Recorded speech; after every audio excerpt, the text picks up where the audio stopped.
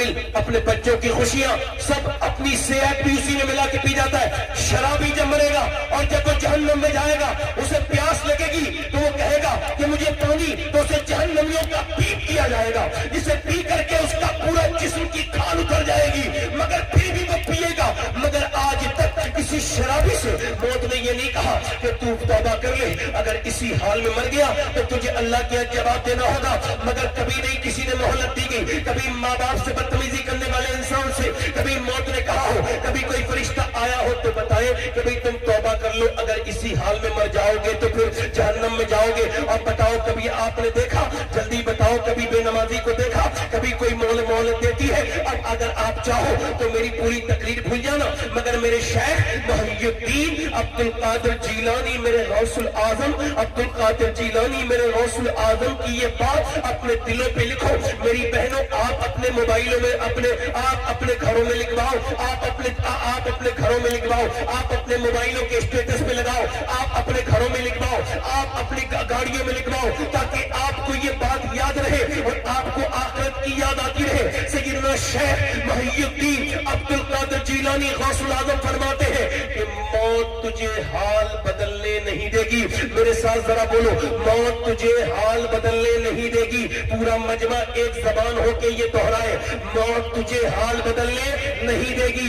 जिस हाल में मरना चाहता है उसी में जीना शुरू कर दे।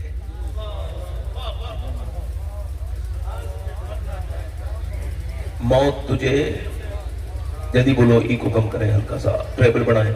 मौत तुझे हाल बदलने, ए मेरे भाई, ए मेरे नौजवान, ए मेरे दोस्त, अल्लाह फरमाता है अल्हाकुमुत तकासुर हत्ता ज़ुरतुमुल मक़ाबिर, तुम्हें गाफिल रखा माल की ज्यादा तलबी ने। माल सुबह माल सऊदी तक चला गया, मुंबई चला गया, दिल्ली चला गया माल की वजह से, मगर मेरा भाई मस्जिद में ना जा सका। अल्लाह फरमाता है तुझे गाफिल रखा माल की ज्यादा तलबी ने। अब देखे अल्लाह के रसूल फरमाते हैं अगर अल्लाह आदम की औलाद को एक जंगल भर के सोना दे दे तो ये उसे ठिकाने लगा के दूसरे दिन दूसरा जंगल तलाश करने निकल जाएगा। माल की हबीस इसकी खत्म नहीं होगी। हुजूर अलैहि सलाम फरमाते हैं इंसान बूढ़ा होता है उसकी दो चीजें जवान होती है। इंसान जब बूढ़ा होता है तो दो चीजें उसकी जवान होती है, दो ख्वाहिशें, एक तो जीने की ख्वाहिश, दूसरा पैसे की ख्वाहिश। ये कभी पूरी नहीं होती।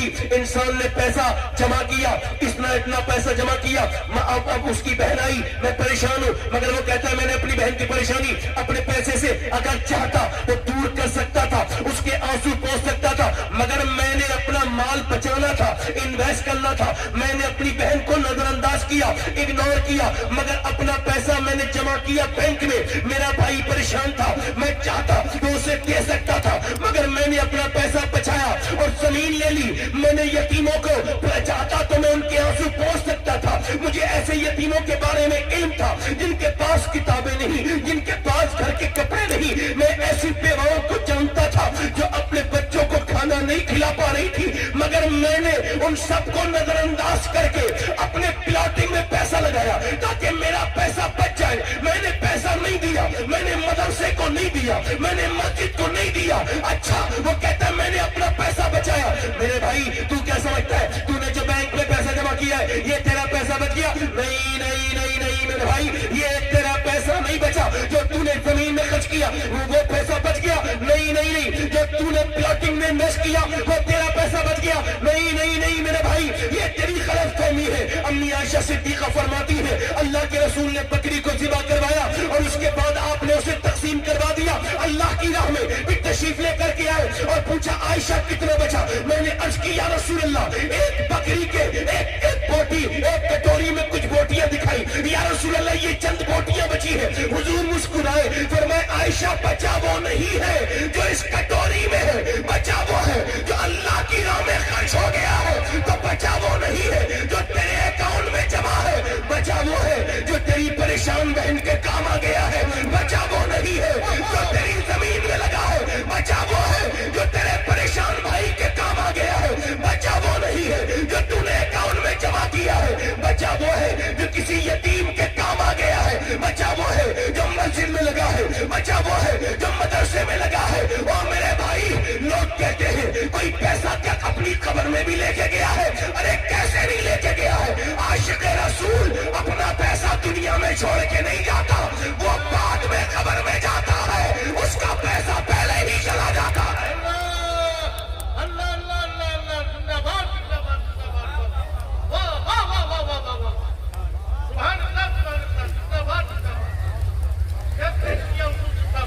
یہ پیسہ نہ مدرسے میں لگا نہ مسجد کو دیا. مسجد والے آئے 150, بس انویسٹ بچاؤ اللہ فرماتا ہے تمہیں غافل رکھا مال کی زیادہ طلبی نے. الہاکم التکاثر حتی زرتم المقابر. اور پھر کیا ہوا؟ پھر تم مر گئے, قبروں تک آ گئے, تم نے قبروں کے منہ دیکھ لیے. حتی زرتم المقابر, پھر تم قبروں کے تم نے منہ دیکھ لیے. آگے کیا فرماتا ہے؟ ایسے تھوڑی چھوڑ جاؤ گے. پھر فرماتا ہے کلا سوف تعلمون, ہاں ہاں جلد جان جاؤ گے, ہاں ہاں جلد جان جاؤ گے. اور پھر فرماتا ہے ثم کلا سوف تعلمون. اب دیکھو بات ایک ہی ہے مگر دو مرتبہ اللہ ارشاد فرماتا ہے کلا سوف تعلمون ثم کلا سوف تعلمون. سیدنا مولا علی کے پاس لوگ گئے اور جا کے کہتے ہیں اے علی, اللہ دو مرتبہ فرماتا ہے جان جاؤ گے, پھر ہاں ہاں جان جاؤ گے. یہ دو مرتبہ کا کیا حکمت ہے؟ مولا کائنات بولے ڈرو اللہ سے اور اس کے سامنے سہم جاؤ.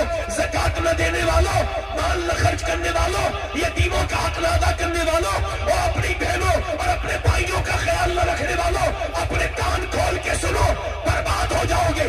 اللہ فرماتا ہے کلا سوف تعلمون ثم کلا سوف تعلمون.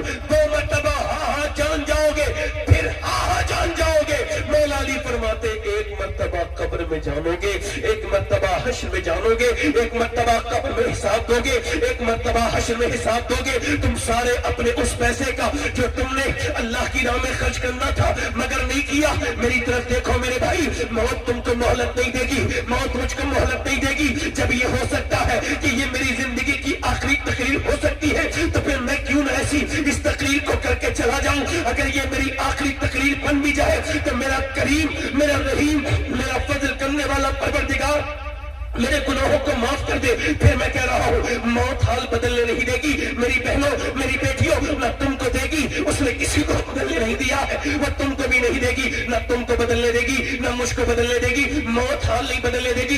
22 سال کا نوجوان ہے اور میاں 6 گھنٹہ جم میں لگاتار ورزش کرتا ہے, وہ اتنا پاورفل ہے, اس کے 6 ایپ بنے ہوئے ہیں, یعنی اس نے ورزشی جسم, خوبصورت اسٹائلش باڈی بنائی ہے اور وہ اپنا انسٹاگرام پہ فوٹو ڈالتا ہے. اچانک لائک کی بھیڑ لگ جاتی ہے, ایک دم وہ وائرل ہونے لگتا ہے. مگر آج یہ فلم دیکھنے کے لیے گیا, ایک گھٹیا فلم اس نے دیکھی, حالانکہ فلم تو ساری گھٹیا ہوتی ہے مگر یہ ان گھٹیا فلموں میں سے بھی اعلیٰ درجے کی گھٹیا فلم تھی. یہ فلم دیکھ کے باہر نکلا, اس نے اے سی کی روم سے باہر نکلا, اس نے اپنی بائک تیزی کے ساتھ چلائی. اس کا خیال یہ تھا کہ میں اپنے گھر جاؤں گا اے سی روم میں, مگر اس نے منہ میں گٹکا ڈالا, کانوں میں اس نے ایئر بڈس لگائی اور جیسے آوارہ لڑکے آج کل گھومتے ہیں ویسے ہی وہ چل دیا. اس کو کیا خبر تھی یہ اس کی زندگی کی آخری بائک ہے, آخری سواری ہے. اس کو اللہ اکبر بچ اچانک موت آئی اور ایسا اچانک اس کے دل پہ دورہ پڑا کہ وہ گر گیا. وہ پہلے گرا, اس کی بائک بعد میں گری. اس کا وہ چہرہ جو حسین تھا, حسن کا وہ حسن کا شاہکار تھا, وہ اپنے چہرہ دیکھتا تھا سیلون میں جا کر, ایک ایک چھوٹے چھوٹے نشان پر اپنی دوائیاں لگواتا تھا, میرا نشان ختم ہو جائے. مگر جیسی گرا ہے اس کا پورا چہرہ بگاڑ دیا, روڈ میں پورا ادھر دیا, پورا چہرہ ادھر گیا, پورا چہرہ اس کا ادھر گیا. اللہ اکبر. اور پھر اس کو اٹھا کے لے گئے ہاسپٹل. اللہ اکبر کا یہ تو انتقال ہو چکا ہے. پھر اس کو پوسٹ مارٹم ہاؤس میں چاہے کوئی ان نیچرل موت, جو عورتیں خودکشی کر کے مرتی ہیں وہ بھی, جو بچے مار دیے جاتے ہیں وہ بھی, جنہیں قتل کیا جاتا ہے وہ بھی, سارے جو جن کا پوسٹ مارٹم ہوتا ہے ان سب کے کپڑے بالکل اتار دیے جاتے ہیں, بالکل پرہنا, ایک بھی جسم پہ کپڑا نہیں. مگر یہ پہلے لائن میں لگا جاتا ہے, یعنی مردوں کی بھی لائن ہوتی ہے. اب اس کا نمبر ہے, اس کے بعد اس کا نمبر ہے, وہ کرنے والے تو 2 ہی 3 لوگ ہیں نا, اب وہ ایک کے بعد کریں گے دوسرے کا. اب اتنی دیر میں اس کی ناک اور منہ کے اندر اس کے چلنے لگی مکھیاں. اللہ اکبر. سارا گمن, سارا گھمن, سارا غرور, سارے نشے بازی, ساری طاقتیں, ساری نشے بازیاں, سارا ایٹیٹیوڈ نکال دیا موت نے. اس کی ناک میں زندہ کی منہ میں مکھیاں چل رہی ہیں, پورا چہرہ بگڑ چکا ہے. اللہ اکبر. پھر اس کو تختے پہ اس پہ ڈالا گیا جس پہ پوسٹ مارٹم کیا جاتا ہے, بڑی جو بے دردی کے ساتھ ڈال دیا گیا. اس کے بعد پہلے ان کے پاس چھینی اور ہتھوڑی تھی, مگر اب چھینی اور ہتھوڑی نہیں ہے, اب ان کے پاس ان کے پاس کیلنڈر ہے اور کچھ جگہ پہ چھنی ہتھوڑی بھی ہے، مگر کیلنڈر لگایا اور کیلنڈر لگا کے پورا اوپر کا حصہ اتار دیتے، پورا حصہ اتارنے کے بعد پھر اس کے اندر دیکھتے پانی بھرا ہوا ہے یا اس کے اندر کوئی خون ہے، اس کے بعد اس کو چیک کر کے موٹی سی سوئی سے سر کو سیتے ہیں، ایسے کٹ اندر، اس کے بعد پوری پسلیوں سمیت پیٹ کاٹ دیتے ہیں، پورا جسم کھول دیتے ہیں اور اس کے بعد جو بھی آرگنز کو نکالنے ہوتے ہیں پھر موٹے سوئے سے اندر باہر کٹ پلاسٹک کے تاکے سے، اور اس کے بعد کالی پنی میں لپیٹ کے دے دیتے۔ 2018 میں میں نے اپنے ایک پڑوسی نوجوان کو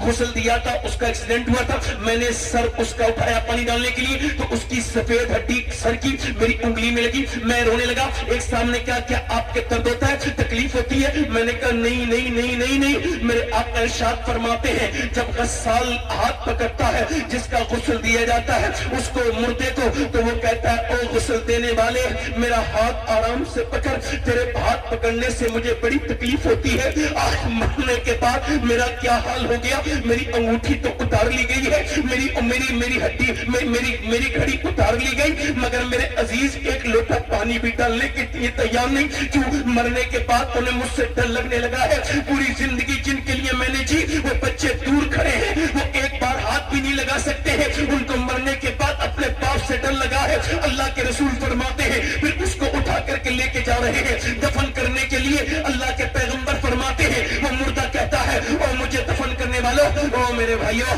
میرے دوستوں، ذرا ہلکے پاؤں رکھو، تمہارے پاؤں رکھنے سے مجھے تکلیف ہوتی ہے۔ سیدنا عیسیٰ علیہ السلام اپنی والدہ سیدہ مریم کی قبر پہ گئے، حضور علیہ السلام فرماتے ہیں مریم اپنے زمانے کی عورتوں کی سردارہ ہے، مریم اپنے زمانے کی عورتوں کی سردارہ ہے۔ اللہ اکبر۔ حضرت عیسیٰ اپنی مریم وہی جس کی پورے اس کے نام کی پوری سورہ قرآن میں موجود ہے، مریم مقدس ہے، مریم عظیم ہے، مگر حضرت عیسیٰ علیہ السلام اپنی والدہ کی قبر پہ جا کے کہتے ہیں میری ماں اب میں جوان ہو گیا ہوں، مردے اللہ کے فضل سے مردوں کو زندہ کر لیتا ہوں، تو کہے تو تجھے اندر سے زندہ کروں۔